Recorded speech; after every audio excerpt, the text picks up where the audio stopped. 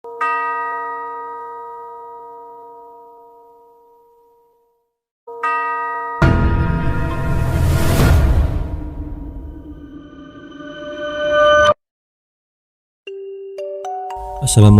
teman-teman jejak misteri. Apa kabar kalian semua? Semoga kalian semua selalu diberikan kesehatan dan juga dilancarkan rezekinya oleh Allah Subhanahu wa Ta'ala. Pada malam Jumat kali ini, saya akan membacakan satu cerita horor yang dikirimkan ke email misterijejak11@gmail.com.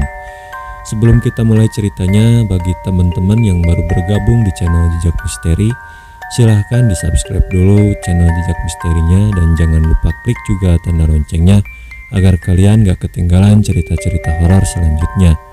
Baik teman-teman Jejak Misteri, silahkan ambil posisi senyaman mungkin, pasang earphone-mu, saatnya kita mulai ceritanya.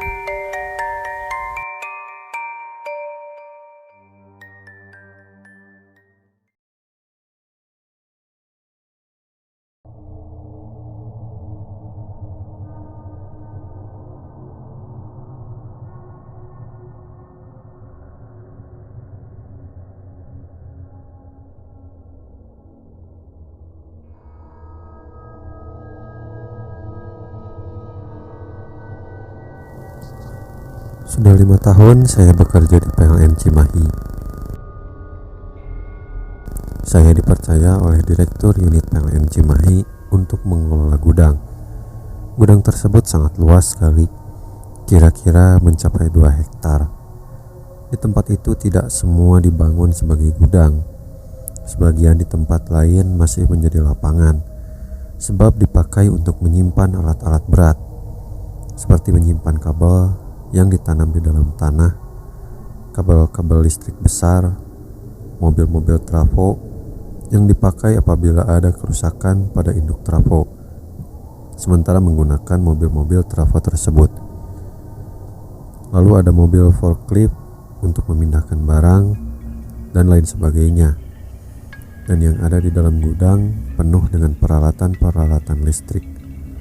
Ada meteran KWH, MCB, sikring, pokoknya segala macam peralatan listrik ada di gudang itu.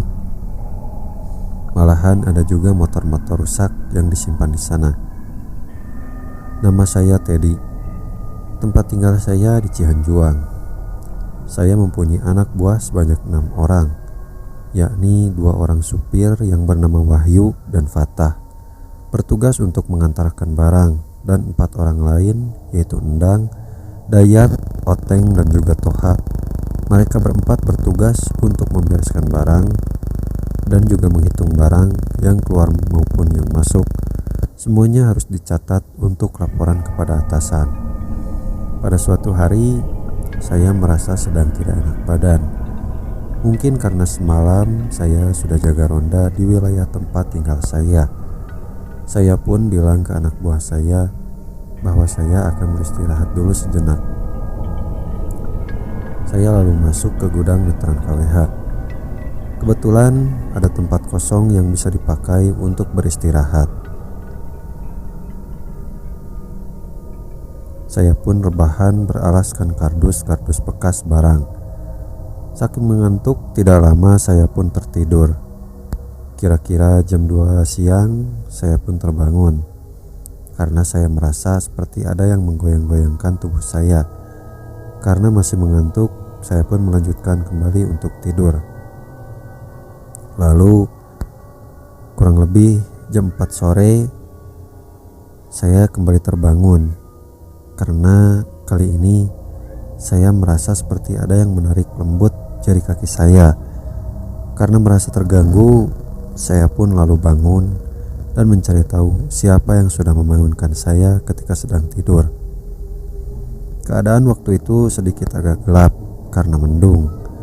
Saat dilihat ke sekitar gudang, ternyata tidak ada siapa-siapa di dalam gudang. Seperti biasa, hanya ada barang-barang listrik yang ada di dalam gudang tersebut.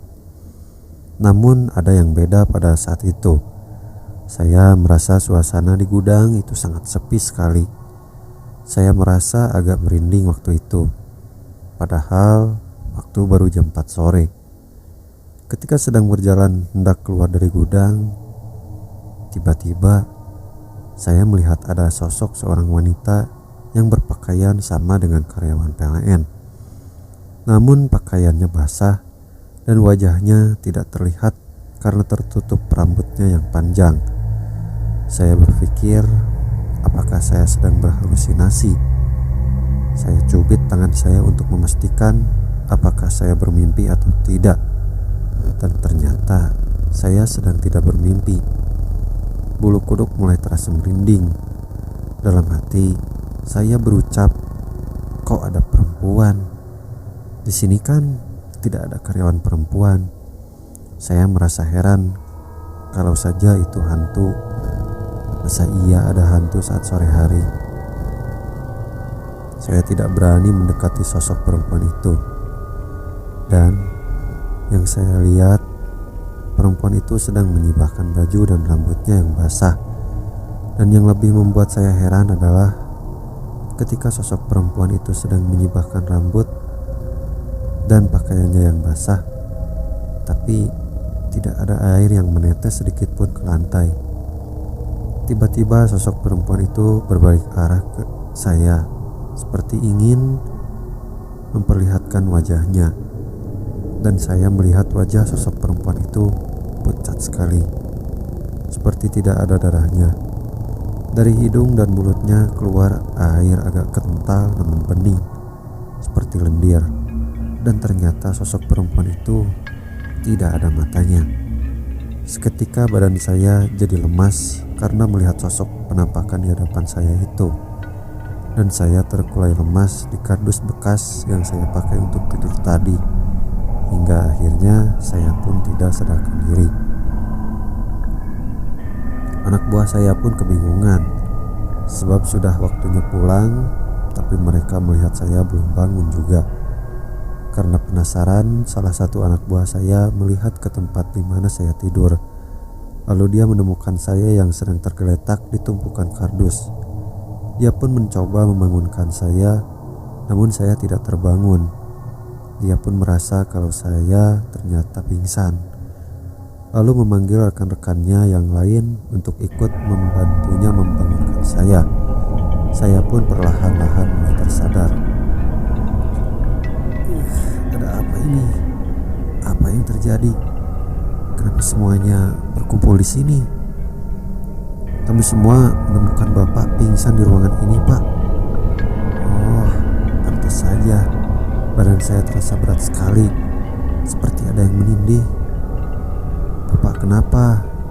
Apa yang terjadi sampai Bapak bisa pingsan begini? Tadi saya melihat sosok penampakan perempuan. Bajunya sama seperti seragam yang kita pakai, tapi dalam keadaan basah. Dan anehnya tidak ada air yang menetes ke lantai. Dan wajahnya sangat menyeramkan. Saking takutnya saya sampai tidak sadarkan diri. Toha, Oteng, dan Dayat malah saling berpandangan. Dia mengucapkan sesuatu. Saya mendengar mereka berbicara.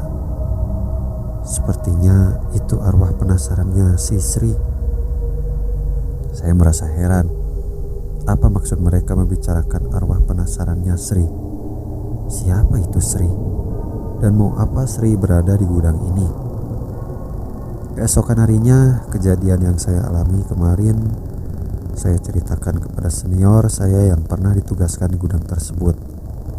Saya mendapatkan informasi darinya. Katanya beberapa tahun ke belakang ada kejadian di belakang benteng gudang itu.